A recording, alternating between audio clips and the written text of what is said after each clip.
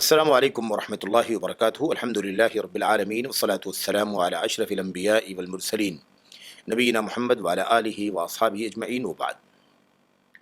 سنت کے لہراتی پرچم اعلام السنت المنشورہ نامی کتاب سے جو سلسلہ آپ کے سامنے شروع کیا گیا ہے، اس سلسلے کی اگلی جو کڑی ہے ہمارے سامنے، دوسرا جو موضوع ہے وہ بھی بڑا اہم اور بنیادی موضوع ہے، اور وہ موضوع یہ ہے کہ ہماری اور آپ کی ایسے ہی پوری مخلوقات کی پیدائش کا مقصد کیا ہے۔ آخر اللہ تبارک و تعالیٰ نے ان مخلوقات کو کیوں پیدا کیا ہے؟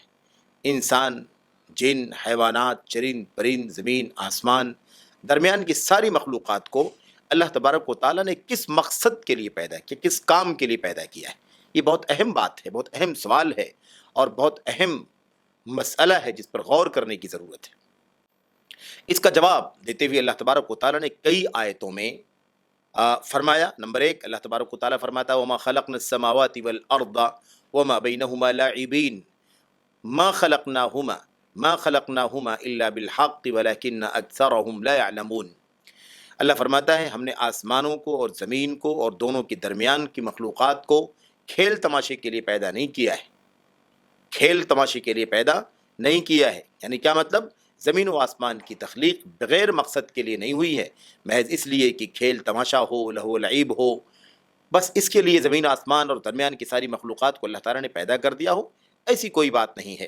بلکہ دراصل اللہ تبارک و تعالیٰ فرماتا ہے ما خلقناہما الا بالحق، ہم نے ان دونوں کو یعنی زمین و آسمان کو حق کے ساتھ پیدا کیا ہے، حق کے ساتھ پیدا کیا ہے۔ اس کے پیچھے ایک بہت اہم مقصد چھپا ہوا ہے، بہت بنیادی مقصد اس کے پیچھے کار فرما ہے، اس کے لیے ہم نے میرے بھائیوں زمین و آسمان کو اور درمیان کی مخلوقات کو پیدا کیا ہے۔ یہ اللہ تبارک و تعالی ہمیں فرماتا ہے۔ اللہ فرماتا ہے کہ وَلَكِنَّ أَكْثَرَهُمْ لَا يَعْلَمُونَ، لیکن لوگوں کی اکثریت نہیں جانتی ہے، اکثر لوگ نہیں جانتے ہیں، علم نہیں رکھتے۔ یہ آیت کریمہ ہمیں یہ بتلا رہی ہے، یہ دونوں آیتیں ہمیں بتلا رہی ہیں کہ زمین و آسمان اور درمیان کی مخلوقات بے مقصد پیدا نہیں کی گئی ہیں، بلکہ مقصد کے ساتھ، حق کے ساتھ پیدا کی گئی ہیں۔ اور تیسری بات یہ معلوم پڑتی ہے آیت کریمہ سے کہ اکثر لوگوں کی اکثریت اس بارے میں نہیں جانتی ہے، علم نہیں ہے، انہیں پتہ ہی نہیں ہے، سمجھ میں نہیں آتا انہیں کہ آخر مقصد پیدائش کیا ہے، مقصد تخلیق خلق کیا ہے، انہیں اس بات کا علم نہیں۔ ایسے ہی دوسری آیت کریمہ میں اللہ تبارک و تعالیٰ فرماتا ہے وَمَا خَلَقْنَا السَّمَاءَ وَالْأَرْضَ وَمَا بَيْنَهُمَا بَاطِلًا ذَلِكَ ظَنُّ الَّذِينَ كَفَرُوا۔ اللہ فرماتا ہے ہم نے آسمان کو اور زمین کو اور درمیان کی مخلوقات کو یوں ہی بے مقصد باطل پیدا نہیں کیا ہے۔ باطل مطلب ایسے ہی ضائع ہونے والی چیز، اکارت ہونے والی چیز، جس کے پیچھے کوئی مقصد نہ ہو، کوئی ہدف نہ ہو، کوئی ٹارگٹ نہ ہو، یوں ہی بے مقصد باطل پیدا نہیں کیا ہے۔ ذَلِكَ ظَنُّ الَّذِينَ كَفَرُوا، یہ تو ان لوگوں کا خیال ہے جن لوگوں نے کفر کیا۔ کافر لوگ یہ سمجھتے ہیں، کفار کا یہ خیال ہے، کفار کا یہ گمان ہے کہ آسمان اور زمین کو اللہ تبارک و تعالیٰ نے اور درمیان کی مخلوقات کو، ان ساری نعمتوں کو اللہ تبارک و تعالیٰ نے محض باطل پیدا کیا ہے، ناحق پیدا کیا۔ تو اس طریقے سے جو سوچنے والے لوگ ہیں وہ دراصل کفار ہیں۔ جن کے پاس ایمان ہے، جن کے پاس علم ہے اللہ تبارک و تعالیٰ کی بابت، انہیں اس بات کا گمان کرنے کا حق نہیں پہنچتا، اور ایسا گمان کر بھی نہیں سکتے۔ یہ دراصل کفار کا گمان ہے۔ تو آپ نے دیکھا یہاں اس سے پہلے والی آیت کریمہ میں اللہ نے کیا فرمایا؟ ما خلقناہما الا بالحق، ہم نے حق کے ساتھ پیدا کیا ہے۔ یہاں اللہ فرماتا ہے وما خلقنا السماء والارض وما بینہما باطلا، ہم نے باطل پیدا نہیں کیا ہے۔ تو زمین و آسمان کی تخلیق یوں ہی بے مقصد نہیں ہے، بلکہ حق کے ساتھ اللہ تبارک و تعالیٰ نے پیدا کیا ہے، باطل اور بے مقصد پیدا نہیں فرمایا ہے۔ یہ تو کافروں کا گمان ہے۔ ایسے ہی اللہ تبارک و تعالیٰ فرماتا ہے وَخَلَقَ اللَّهُ السَّمَاوَاتِ وَالْأَرْضَ بِالْحَقِّ وَلِتُجْزَى كُلُّ نَفْسٍ بِمَا كَسَبَتْ وَهُمْ لَا يُظْلَمُونَ۔ اللہ فرماتا ہے کہ اللہ تعالیٰ نے آسمانوں کو اور زمین کو حق کے ساتھ پیدا کیا ہے۔ دیکھیے یہی مضمون جو اس سے پہلے آیا تھا یہاں بھی دہرایا جا رہا ہے۔ اللہ فرماتا ہے اللہ تعالیٰ نے آسمانوں کو اور زمین کو حق کے ساتھ پیدا کیا ہے، اور کس لیے؟ وَلِتُجْزَى كُلُّ نَفْسٍ بِمَا كَسَبَتْ، اور اس لیے بھی تاکہ ہر نفس کو اپنے کیے کا بدلہ دیا جائے، ہر نفس کو اپنے کرتوت کی جزا ملے، ہر نفس کو اپنے کیے کا، میرے بھائیوں، اپنے کرتوت کا خمیازہ ملے۔ وَهُمْ لَا يُظْلَمُونَ، اور ان پر ظلم نہ کیا جائے۔ تو ظلم کے بغیر سراپا عدل اور انصاف کی بنیادوں پر سراپا عدل اور میرے بھائیوں اللہ تبارک و تعالیٰ کی طرف سے فضل کے درمیان ہی فیصلے ہوں گے، عدل اور فضل کے درمیان فیصلے ہوں گے۔ ظلم کا تو سرے سے کوئی شائبہ بھی نہ ہوگا، ایک ذرہ ظلم کا تصور نہیں کیا جا سکتا۔ تو اللہ تبارک و تعالیٰ نے زمین و آسمان کو حق کے ساتھ پیدا کیا ہے تاکہ ہر نفس کو اپنے کرتوت کا بدلہ ملے، اس کی سزا ملے، اس کی جزا ملے، وہم لا یظلمون، اور ان پر ظلم نہیں کیا جائے گا۔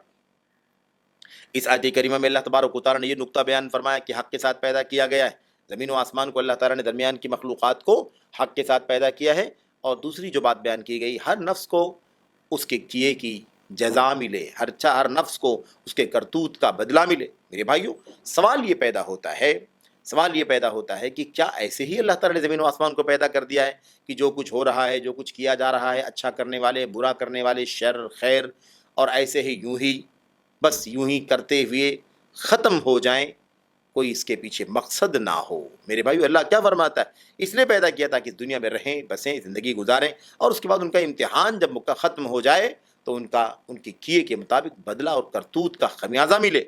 یہ اللہ تبارک و تعالیٰ کے زمین و آسمان کے پیدا کرنے کا مقصد ہے، اور ظلم نہ کیا جائے۔ اور پھر اس کے بعد ایک آیت کریمہ اللہ تبارک و تعالیٰ کی سورہ ذاریات کے اندر اللہ تعالیٰ ارشاد فرماتا ہے وما خلقت الجن والانس الا لیعبدون، میں نے جنوں کو اور انسانوں کو محض اپنی عبادت کے لیے پیدا کیا ہے، محض اس لیے پیدا کیا تاکہ وہ میری عبادت کریں۔ اس معنی کی بہت ساری آیتیں ہیں میرے بھائیوں کہ زمین و آسمان اور درمیان کی مخلوقات محض کھیل تماشے کے لیے پیدا نہیں کی گئی ہیں میرے بھائیوں، بلکہ اللہ تبارک و تعالیٰ کا اس کے پیچھے ہدف ہے، مقصد ہے، تاکہ لوگ اللہ کی بندگی کریں، اللہ کی عبادت کریں۔ اس آیت کریمہ میں اللہ فرماتا ہے میں نے جنوں اور انسانوں کو محض اس لیے پیدا کیا تاکہ وہ میری عبادت کریں۔ تو صرف اپنی عبادت کے لیے پیدا کیا ہے، جب یہ عبادت کریں گے تو اس کا بدلہ انہیں ملے گا۔ اگر وہ عبادت سے انحراف کریں گے، ہٹ دھرمی کریں گے، ظلم اور زیادتی پر اتر آئیں گے اور اپنی عاقبت خراب کرنا چاہیں گے، تو اللہ تبارک و تعالیٰ ظاہر سی بات ہے کہ انہیں اس کی جزا اور اس کی سزا دے گا۔ اسی مقصد کے لیے زمین و آسمان کی تخلیق ہوئی ہے تاکہ ہر نفس کو اس کے کیے کا بدلہ مل جائے اور ان پر ظلم ہرگز نہ کیا جائے۔ تو میرے بھائیو یہ چند آیتیں ہیں، اس معنی کی آیتیں اور بھی قرآن کریم کے اندر موجود ہیں۔ خلاصہ کلام یہ ہے کہ جس مقصد کے لیے اللہ تعالیٰ نے مخلوقات کو پیدا کیا ہے وہ حق ہے، حق کے لیے پیدا کیا ہے، اور وہ حق یہ ہے کہ اللہ تبارک و تعالیٰ حق ہے، اس کی بندگی حق ہے۔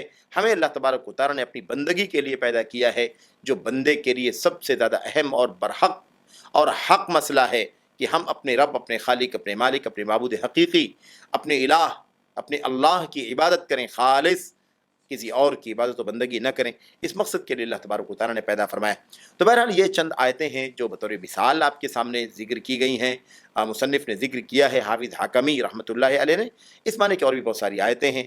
تو ہمیں چاہیے کہ ہم اپنی زندگی کے مقصد کو ہمیشہ یاد رکھیں، اپنے مقصد تخلیق کو ہمیشہ یاد رکھیں کہ آخر اللہ تبارک و تعالیٰ نے ہمیں اور آپ کو کس مقصد کے لیے پیدا کیا ہے۔ ہماری اور آپ کی تخلیق کا مقصد میرے بھائیو یہ اللہ تعالیٰ کی خالص بندگی ہے، کسی کو شرک کیے بغیر خالص اللہ تبارک و تعالیٰ کی بندگی، یہ اللہ تبارک و تعالیٰ کا مقصد ہے ہماری اور آپ کی تخلیق کا۔ تو حق کے ساتھ پیدا کیا ہے، باطل کے ساتھ نہیں۔ اس لیے ہمیں اللہ سے توفیق مانگنی ہے، اللہ سے دعا کرنی ہے، اور ہمیں اس بات کا علم حاصل کرنا ہے۔